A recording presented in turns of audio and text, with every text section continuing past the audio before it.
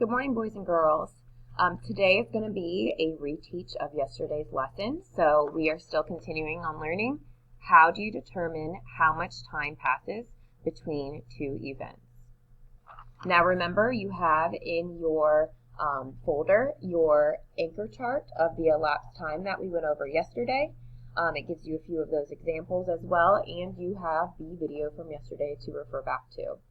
So we're going to do a few examples together, and then I'll let you get working on your independent. So let's look at our first one. It says, a children's museum is open from 1 p.m. to 6:35 p.m. every day. How long is the museum open? So it's telling you your steps. So begin at the start time. Our start time here is 1 p.m. Count the hours first, and then we're counting the minutes to end up at your end time, which is 6:35. So go ahead and pause this video, draw out your number line, and when you are finished with that, go ahead and push play, and we will go over how we solve this. So here you see my number line drawn out. We have our start time, which is 1 o'clock, and our end time, which is 6:35. So remember, we start with counting our hours. So I want to get from 1 o'clock to 6 o'clock. So jumping, I'm adding 1 hour, giving me to 2 o'clock. 1 hour then is 3 o'clock. 1 hour again gives me 4 o'clock. 1 hour again gives me 5 o'clock. Almost there. And 1 more hour gives me to 6 o'clock. So we are at 6 o'clock now. Now I want to get from 6 o'clock to 6:35. So ask yourself, okay, from 6 o'clock, how many minutes pass to get to 6:35?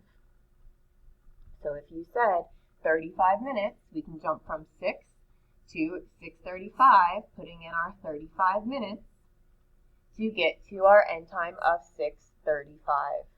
Now remember, now you have to add these together, keep making sure that you keep the hours and the minutes separate. So we have 1 hour plus 1 hour plus 1 hour plus 1 hour plus 1 hour, and then we have our minutes, so we have 35 minutes. Adding these up, I just bring my 35 minutes down, and then counting with my hours, I have 1, 2, 3, 4, and 5.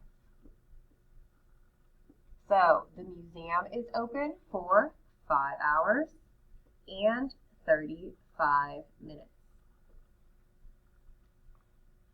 All right, ladies and gentlemen, so there is another video on here kind of taking you through and explaining from the math book how to solve these problems. You can go ahead and watch those and then go ahead and get to your independent work. So remember, that's downloading that page, working those problems out on your own, and then when you are completely finished, then going into that quiz. That's your last assignment. Each day is going into that quiz and selecting those select questions and answering those in for the quiz. All right.